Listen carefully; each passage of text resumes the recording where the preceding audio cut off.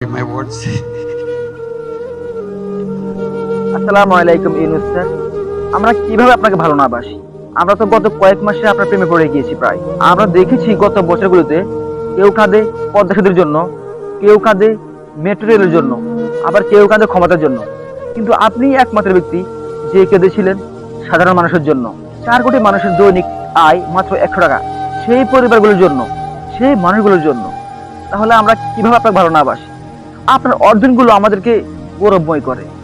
আপনি প্রত্যেকটা দিন আমাদের দেশকে কোথায় নিয়ে যাচ্ছেন?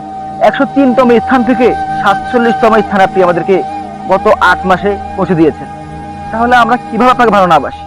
ডেমোক্রেসির নিয়ম অনুযায়ী মানুষে ভোট দিয়ে যোগ্য লোকদেরকে রেখে অযোগ্য লোকদেরকে ভোট দিয়ে মানুষে জিতিয়ে দেয়।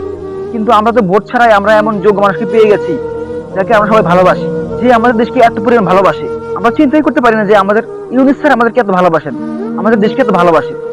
শুধুমাত্র আপনার ডাকে আজকে আমাদের আশিক চৌধুরীর মতো একজন মানুষ বাংলাদেশে